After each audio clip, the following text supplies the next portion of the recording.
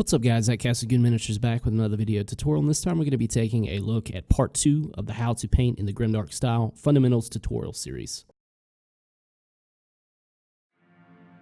Alright guys, so in the first part of the tutorial series we talked mostly about thinners and solvents, and we're going to reiterate some of that information in this tutorial while we're also talking about acrylics, acrylic washes and inks, and also all the enamel products that we're going to be using when we're trying to achieve the Grimdark Style. For the most part, I'm going to be using Vallejo, and also I'll be using a lot of Citadel paints.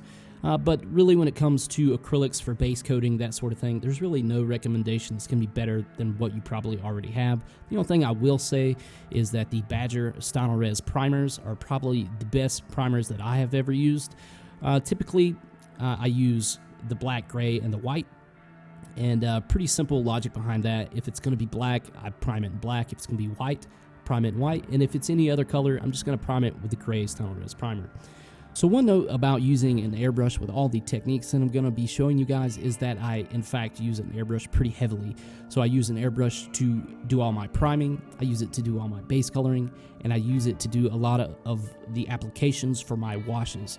So of course there are cases that I don't use an airbrush, like when I'm doing crevice washes or pen washes, but for the most part, when I'm applying acrylic washes or inks and enamels, I'm applying those with an airbrush. And that's mainly because we're using the reductive technique to kind of clean all those washes back off and do our highlighting. So we rarely go onto the model with a brush and paint on acrylic highlights. Most of the time, we're just applying washes and then using a reductive technique to work back down to the base color, and we're using the base color as our highlight. So that results in a very muted color palette, which lends itself to the Grimdark style.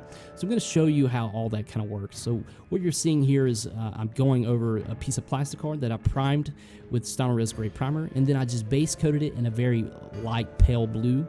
And what I'm doing here is I'm going on with a Colia green shade wash through my airbrush, and I'm just building up very lightly, building up some shading around the bottoms. So you're going to need to do a couple layers of that if you want to build it up pretty opaque. So let's take a look at the Sisters of Battle model I just painted. So this has the very same technique. Now this is based out in white, and then we did an oil wash. And after we did that oil wash, we wanted to add on that coloration, get that really cool kind of color modulation, a little bit of filtering, so we shift that white towards like a much cooler kind of blue tone just in the shadows. So the way that I achieve this is I again load up my airbrush with the Colia green shade, and you can see I'm kind of holding the model at a kind of a funny angle. But what I'm doing is I'm just spraying the model from the bottom, and I'm letting the spray pattern kind of flow over all the detail from that bottom angle, and pretty much all that detail is basically what it does is just kind of catches that wash as you're spraying it, and it's only going to catch in certain areas. So if I'm holding the model and spraying it from the bottom, then that wash is only going to start to build on the bottom of the details. So you can see it's building on like the bottom of the breast, bottom of the arm, inside, and bottom of the leg right there. And the thing about Citadel washes is they build very slowly. So it takes a couple layers, and you just want to build them up real thin, very slow, at a high PSI, like 45 to 50 PSI. And then after we get those on there, what we do is we go in with the isopropyl alcohol, 99%. And then we're coming back with the Q-tip, and we're just going to start very lightly dabbing that Q-tip over the details. And basically that's going to remove some of that wash. So if any of the wash had gotten on the upper surfaces a little bit too much or something like that, this is where we go back and we kind of control exactly where that wash is at. So we kind of tone it down a little bit if we need to, and kind of reveal some of that white a little bit more. But that's all the alcohol is doing. We're just going back and we're just correcting that wash. We want it just in certain areas, so we just use the alcohol to remove it off the areas that we don't want it. So another example is the Slaves to Darkness model I was working on. couple weeks ago. We did the same thing here. Now, the only difference on this model is the skin here was painted with oils. But the application for the wash is the exact same. Now, we'll talk a lot about oils later on. I already have quite a few videos on oils. We'll talk about those later, but right now I just want to talk about how we're applying and removing this wash. So it's the exact same principle. We apply it in the area that we want that coloration. So in this example, I'm using the Carberg Crimson from Citadel, and I'm going back with a Q-tip. No alcohol in this instance, and that's just because we're working over oils. The oil's wet underneath, so we don't really need that thinner, that solvent to kind of work the ink back off. But I'm just going the exact same thing that I did on the Sisters of Battle model. I'm just going back in and controlling exactly how strong that wash is, where it's showing up, and what it ends up looking like on the surfaces. So let's take a little bit closer look at how the alcohol is affecting our washes and what it can do to our base colors and primer as well. So when we're using alcohol on a Q-tip and we're dabbing it onto our model, you'll notice that it works down through that ink wash pretty effortlessly. So it pretty much eats up that wash really quickly and gets back down to that base color really fast. And what I'm doing here is just a very light tapping with the alcohol. And you can see it works right back down to that light blue base color. And it does it pretty quick, so we need to be careful. I did want to show this just quickly. This is mineral spirits that I'm using here. Even though I talked about this in the last video, some people still insist that mineral spirits dissolves acrylic paint, and that's simply just not true. And I'll just give you an example right here. So this is mineral spirits on a Q-tip doing the exact same thing that I just did with the alcohol, and you can see it literally has no effect. And then once I dry it up with the blow dryer here, the mineral spirits flashes right off. No change to the acrylics. And you can also see that the effect the alcohol has once you start to dry it up. So now that we know that we can use alcohol to kind of remove inks and washes, we need to start testing and start practicing. But I highly recommend that you do practice and you do some testing before you start using this technique on your models, because you can very easily get down into your base color and kind of remove it down into the primer and even down to the plastic if you're not careful. You need a very light touch for this. So just go on like I'm doing here, just use different tools and kind of just observe the effects. So this is a brush. I'm just doing streaking motions, lots of alcohol, and just kind of seeing what happens. I want to know everything about what I can do with this product before I go to the model. So please do as much testing as you can. As you can see it working right here, I've worked through the base color through the primer back down to the plastic, and I'm doing that for demonstration purposes, but we're just seeing what it takes for me to kind of get all the way back down to the plastic or just through the base color. I want to know exactly what I can get away with before I'm going to start messing up my model, because as I'll say, you'll hear me say several times, being able to remove your washes through a reductive technique is just far easier than having to deal with going through and highlighting and stuff like that. And like I said, it tends to leave you with a very muted color palette. So that definitely helps a lot. So but we want to be careful about how we're doing things and make sure we understand the technique before we go on to the model. So I'm going to give one last demonstration, one little recipe here that I think you guys should practice. This is probably the one you should practice with. So base out some metal trim, or just like take a spare bit, paint it metal, whatever, and then load up your airbrush with Nolan oil, and then we're going to work that Nolan oil over that metal and take it way down. After we get that Nolan oil on there, go ahead and thin down some oil, some black oil is fine, into a wash consistency, and then just do a unifying kind of crevice wash throughout the trim there. After you get that black wash on there, you're going to remove that normally with the mineral spirits, and just go through with the Q-tip mineral spirits and remove that oil wash. And then once you get that oil wash on there, kind of flip your Q-tip around, grab some alcohol on it, the 99% isopropyl alcohol, and then start removing that Nolan oil wash.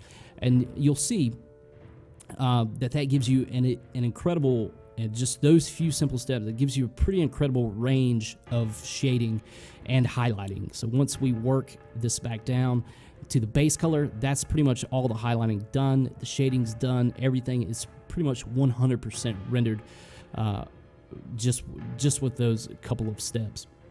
But again, I do want to reiterate that using the reductive technique with the alcohol and acrylics is pretty dangerous. You need to be very careful about not removing your base colors. It just takes a little bit of practice. You need to be light-handed. I can't really teach you how to be light-handed, but that's the key. You need a very light touch. So after that, we're going to be talking about enamel washes. So pictured here are the very fundamental basic washes that I recommend that you go out and get. So we have streak and grime, dark brown wash, rust streaks, light rust wash, and finally decay deposits. You could probably get away without using decay deposits, but it's just such a cool effect that I highly recommend using it. So one thing about enamels is how to kind of prolong the life of these is you don't really want to ever kind of paint directly out of the bottle or pour anything directly out of the bottle. You'll get that, it'll start drying on the, like where you put the cap on, and it just creates like an issue. So you want to keep those where the cap goes on, you want to keep all that very clean, and just use like a pipette, just grab some out of there, put it in your airbrush. But again, applying the streak and grime right out of the bottle, just pipette into the airbrush, and then 45 psi, spraying it right on, and you can see how smooth that wash goes on. It's a very smooth, even, perfect wash. No hassle, super easy. So once we get that on there, I'm going to show you what alcohol can do to the enamel wash. This also has a very similar effect on oil washes. And for some reason, alcohol is like really aggressive in the way that it removes. So you can see there that where I'm kind of bouncing that wool dauber off of this piece of plastic card, it kind of like removes the enamel wash 100%. So like the blue that's showing through is perfectly cleaned of the enamel wash. So that works in some situations, but it's really not the desired effect that we want. When we're using enamel washes, we want to leave like a slight filter over the entire surface. So that's mineral spirits really does the best job. So mineral spirits, white spirits is what they call it in the UK and Europe. It's pretty much all the same. When you're working with mineral spirits and a Q-tip, all you need to do to ensure that you're not removing paint from your model is you need to make sure that your base colors are completely 100% dry. And you also need to make sure that they're pretty solid. If you have like scratches or holes or something in them like that, and the mineral spirits can work up underneath that, yeah, you can have a little bit of an issue. But for the most part, we just use the mineral spirits and Q-tips, wool daubers, and brushes, and we just apply and remove, and you'll get some really dark and really dirty effects. And you can see when they start to dry that the mineral spirits has like this effect on them. It makes them turn really matte. So they get like this matte finish. It gives them like a realistic kind of dirt look. And you can also see areas where I didn't get any mineral spirits on it and still has that kind of shiny look to it as when we first applied it. So that's something to know about if you want to embrace that kind of thing. That's a really easy way to add surface change to your model. Anywhere you really don't hit it with mineral spirits, it's going to retain that kind of shiny look there. So here I'm going to be working back over the enamels with the Colia green shade again, just to add a little bit more coloration. And we're just testing, we're just playing around, we're just seeing what we could do, and show you some different kind of techniques that we can do and how we can layer things up. So you can see the amount of coloration I've added there with the Colia green shade. And I typically like to dry in between each step right there too. So I'm using a blow dryer to rapidly cure that. And the best way that I've found to apply alcohol to your model, especially larger areas, is going to be a spritz bottle. As you can observe right here, it flashes off the model much faster than if we go on with like a heavily saturated Q-tip or something like that. So I definitely recommend getting some kind of small spritz bottle. And this is the way that basically what this does, we spray this on there, and that reactivates those inks. So those inks instantly become workable at that point. So we can go in and do things like this. We can go in, like I like to use the little weathering tool they have, and we kind of just start do mark making, modeling, little dings and scratches, that sort of thing.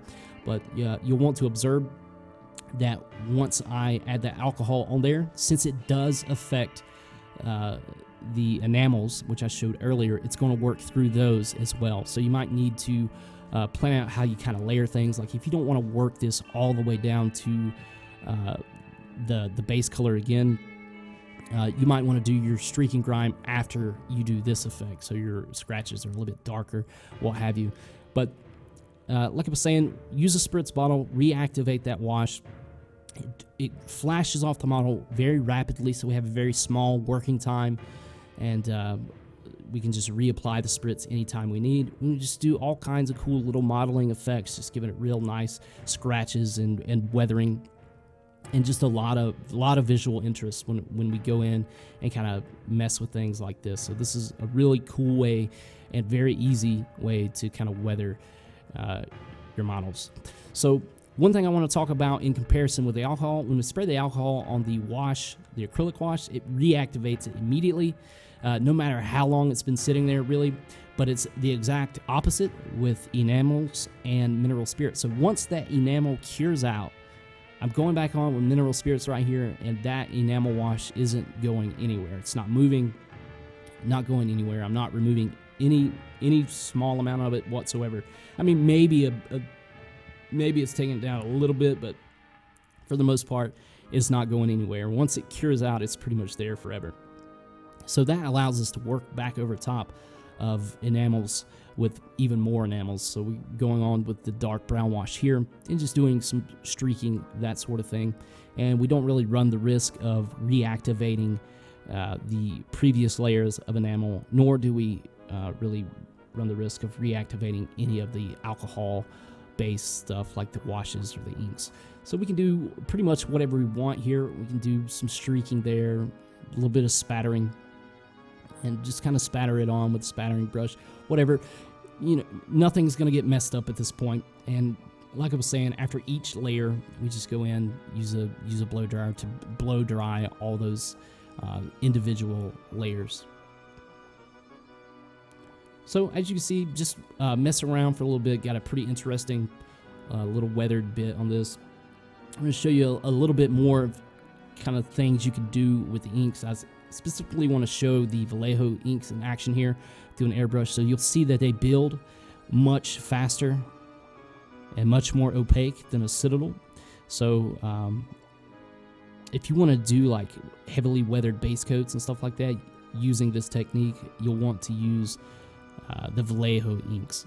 So I'm just did a couple layers of the red ink from Vallejo, and now what I'm going to be doing is doing the same thing I did with that Colia green shade earlier, as I'm doing that color modulation with the Kerber Crimson from Citadel. So I'm just kind of working this around the bottom and on the sides here, just to kind of work up a little bit of depth and shadow. And it's like the difference between Vallejo inks and Citadel washes is pretty night and day in the way that they build up. So, you know, apply one layer of Citadel wash, blow dry it, and then apply a second one.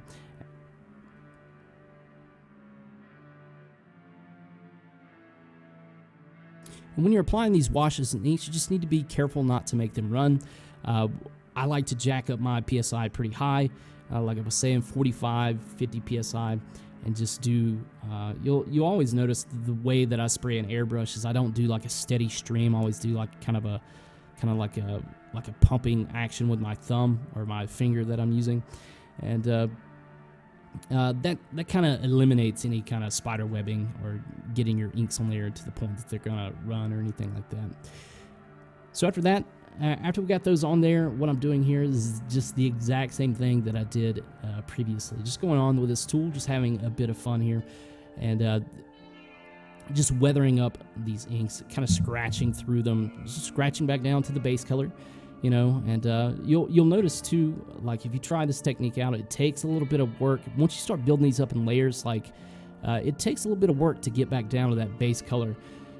In some instances, I'm only kind of scratching back down to like that brown color of the streaking grime, or even just the initial color of the red ink, and kind of have to do a couple passes of scratching and kind of chipping to get all the way back down to that light blue base color. But again, just applying the alcohol with the spritz bottle, going back through and manipulating things while it's wet. It's a really easy technique that you can do. This is pretty much how I use inks and washes to kind of just get all these type of weathering effects, reactivating them, removing them back off the model, and just manipulating them in ways that we get heavily weathered effects. So what I'm doing right here is I'm just going on with the streaking grime. When you apply streaking grime like this, it really hardly ever matters what it goes on, or what it looks like going on, because we're always coming back with that thinner, with that mineral spirits, and just kind of manipulating, controlling how it looks. It's a little bit different with acrylics. You want to be pretty controlled with how you apply that, but for enamels, it really doesn't matter what it's looking like when it goes onto the model. Just get them in the general area where you want that effect. So when you see me doing like streaks and stuff, I'm not concerned about what they look like when I'm first applying them at all, because the way that we make them look good is we just come back with mineral spirits and control them. You have complete control over enamels, which is why they're some of my favorite products. So one of the last things I'm going to talk about and show you is kind of the issue you can have with not allowing your enamels or oils to dry. So I've just poured some mineral spirits over the surface here, and I'm trying to paint over it now with an acrylic. So the surface tension is pretty much so high that the paint literally just cannot spread out. It's very hard for the paint to do anything other than beat up when you have mineral spirits or wet oils or enamels on your model. So you always want to make sure those are cured out before you try to go back over it with acrylics. I mean, sometimes I do go back and try to do some highlighting with acrylics, but not in most cases. Most cases, I just use that base color as the highlight. But when you do want to try something like that, you'll need to make sure everything's cured. I really do not recommend doing any sorts of clear coating or anything like that. But that's pretty much all I wanted to show in this video, just to give you a better idea of the products that I'm using and how I'm using them, and also just some of the terminology that you'll hear me say a lot when we get farther into the series and start doing work on an actual demonstration piece. So in the comments of the video, if you made it this far, go ahead and let me know what model I should do like the final demonstration on. When I get all the way through the fundamental series and I've pretty much told you everything that I know about, I want to paint a model, and hopefully you guys will paint along with me and we can work on a model together. Just let me know what model you would like for that demonstration to be on. But I hope you guys enjoyed this video, and we'll catch you in the next one.